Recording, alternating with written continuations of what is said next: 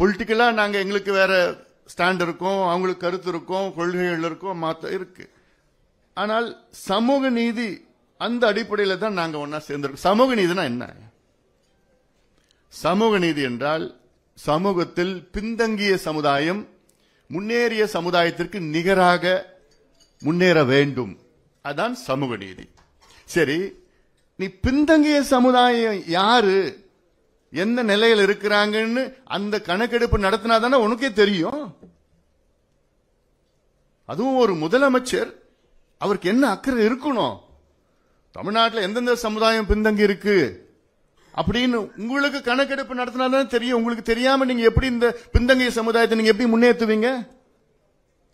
ஒரு பழைய கணக்கெடுப்பு நடத்தி வச்சுக்கிட்டு 1931 தான் பழைய கணக்கெடுப்பு நடத்தினாங்க, கடைசியா இந்தியாவில் நடத்தினாங்க. அதுவும் எப்படி நடத்தினாங்க? வெள்ளையர்கள் ஆட்சி காலத்தில் 1871 1871 தான் முதல் மக்கள் தொகை கணக்கெடுப்பு வெள்ளையர்கள் நடத்தினார்கள்.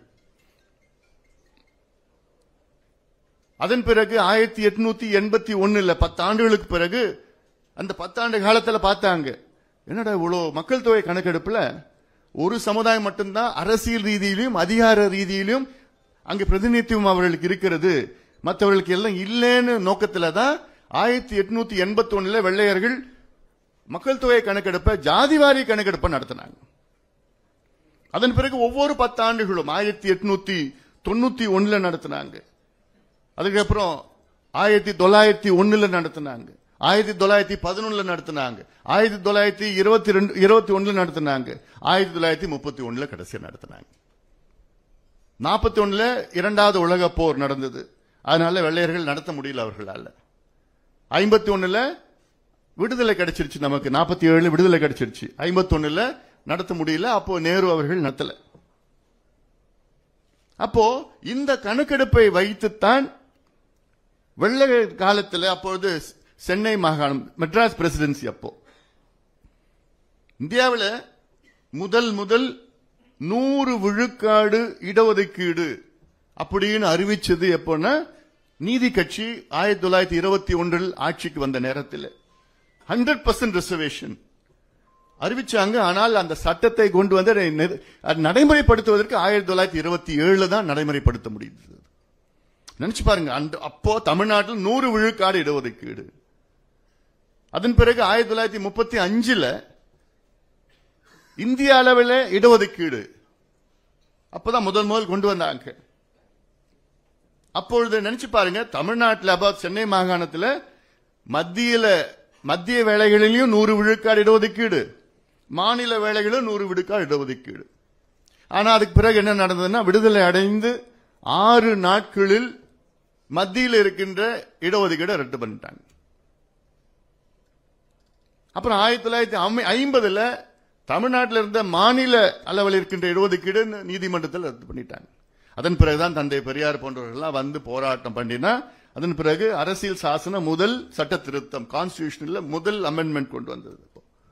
இது வரலாறு. இதுக்கப்புறம் நிறைய நடந்தது. அதெல்லாம் பேசணும்னா நிறைய நேரம் ஆகும். அதில் பேசலாம், அதுக்கு உங்களுக்கு சில நிறைய பேருக்கு தெரியும். அதில் அதன் பிறகு தொடர்ச்சியா தான் தமிழ்நாட்டில் இடஒதுக்கீடு கொஞ்சம் கொஞ்சமா வந்து 41 இருந்து அப்புறம் 50 விழுக்காடு வந்து, அதுக்கப்புறம் 68 விழுக்காடு வந்து, அப்புறம் 69 விழுக்காடு. 69 விழுக்காடு தமிழ்நாட்டில் மட்டும்தான் இருக்கு, இந்தியாவில் வேற எந்த மாநிலத்திலும் கிடையாது. மற்ற மாநிலங்கள்லாம் வெறும் 50 விழுக்காடு தான் இருக்கு.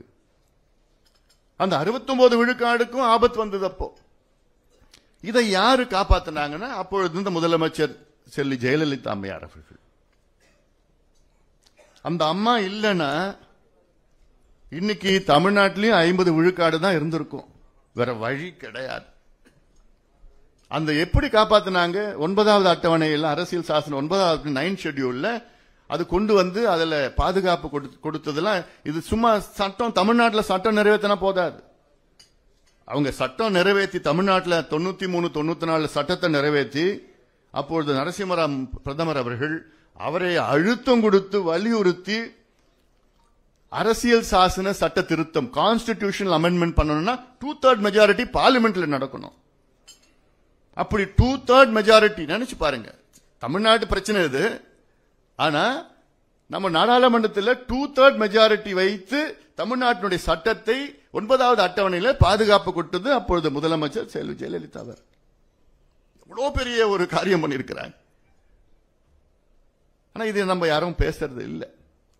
ஏன்னா அதுக்கு முன்பு வந்த மண்டல் குழு பரிந்துரை, அதுக்கப்புறம் இந்திரா சாணி வழக்கு, 1992 இந்திரா சாணி வழக்கு போட்டு அந்த வழக்குல அப்போ இதுக்கு முன்பு நடந்தது Balaji versus state of Karnataka 1962 உச்சநீதிமன்றம் தீர்ப்பு ஒன்று இருக்கு. அதுல என்னன்னா 50 விழுக்காட்டிற்கு மேல் யாருமே இடஒதுக்கீடு கொடுக்க கூடாதுன்னு 1962 உச்சநீதிமன்றம் சொல்லிட்டாங்க. அதன் பிறகு எத்தனையோ தீர்ப்பில் இந்திரா சாணி வழக்கு வந்தது. அப்போ 13 ஜட்ஜ் 13 ஜட்ஜ் இந்திரா சாணி வழக்குல அவங்களும் அதை நிலைநாட்டிட்டாங்க, 50 விழுக்காடுக்கு மேல போகக்கூடாது. அப்ப தமிழ்நாட்டுக்கு அப்போ 93 ஒரு வழக்கு போட்டாங்க. தமிழ்நாட்டில் 69 விழுக்காடு இடஒதுக்கீடு இருக்கக்கூடாதுன்னு வழக்கு போட்டாங்க. அந்த வழக்கு அதற்கு ஏற்ப தான் இந்த சட்டத்தை ஜெயலலிதா அவர்கள் கொண்டு வந்தார்கள். அதன் பிறகு 2010 உச்சநீதிமன்றம் தலைமை நீதிபதி கபாடியான்னு நினைக்கிறார், அவர் என்ன பண்ணிட்டாரு, இந்த வழக்கை எடுத்துக்கிட்டு அவர் சொன்னாரு, எனக்கு 9வது அட்டவணையில் இருந்தாலும் எனக்கு கவலை இல்லை, நான் இது எடுத்து நான் கொண்டு வருவேன், இது ஒரு வழக்கை எடுத்துப்பேன்னு சொல்லி எடுத்துக்கிட்டார். எடுத்துக்கிட்டு அப்புறம் என்ன பண்ணாங்க, 2010 ஒரு தீர்ப்பு கொடுத்தார். அவர் கப்பாடியா தீர்ப்பு கொடுத்தார். அந்த தீர்ப்பில் என்ன சொன்னாரு, இந்த வருஷம் நான் தமிழ்நாட்டில் 69 விழுக்காடு இடஒதுக்கீடு நான் ஏத்துக்கிறேன்.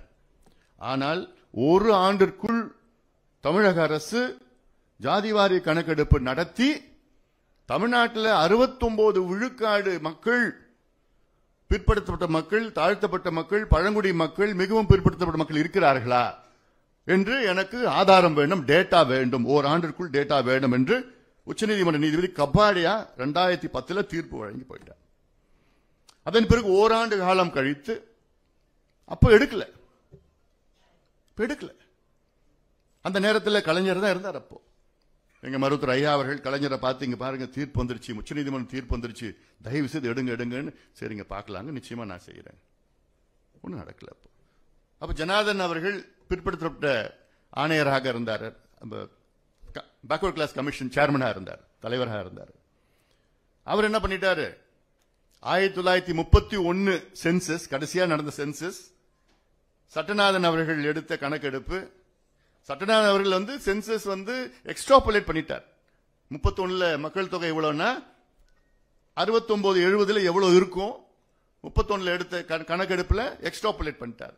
அம்பாசங்கர் அவர்கள் பிறகு 84 85 வந்தாரு. அவர் கணக்கெடுப்பு, அவர் எடுத்த டோர் டு டோர் எனுமரேஷன், இது எல்லாம் சேர்ந்து ஜனார்தன் அவர்கள் ஒரு கம்பைல் பண்ணி இங்க 69க்கு மேல தமிழ்நாட்டில் இருக்கிறாங்க அப்படின்னு சொல்லி உச்சநீதிமன்றத்தில் ஓரளவுக்கு ஜஸ்டிஃபை பண்ணார். அதனாலதான் உச்சநீதிமன்றம் அமைதியா இருந்துட்டாங்க. அமைதியா தான் இருக்கிறாங்க தவிர அந்த கேஸ் இன்னும் இருக்கு. அதன் பிறகு 2017 ஒருத்தர் வழக்கு போட்டார் உச்சநீதிமன்றத்தில், 18 இன்னொருத்தர் கேஸ் போட்டார். போட்டுட்டு உச்சநீதிமன்றம் என்ன பண்ணிருக்கிறாங்கன்னா, மராத்தா வழக்கு இருக்கு, மகாராஷ்டிராவில் கொடுத்தாங்க மராத்தா வழக்கு, அந்த வழக்கு முடிச்சவுடன் நான் தமிழ்நாட்டு வழக்கு எடுக்க போறேன்னு உச்சநீதிமன்றம் சொன்னாங்க. இப்ப மராத்தா வழக்கு முடிஞ்சு போச்சு. தமிழ்நாடு வழக்கு என்னைக்கு வேணா வரும், என்னைக்கு வேணா எடுப்பாங்க. எடுத்த உச்சநீதிமன்றம் என்ன கேட்க போறாங்க, முதல்ல எடுத்திருக்கியா கணக்கெடுப்பு, உன்னால் நியாயப்படுத்த முடியுமா, தமிழ்நாட்டில் 69 விழுக்காடு மக்கள் எஸ்சி எஸ்டி எம்பிசி ஓபிசி இருக்கிறாங்களா?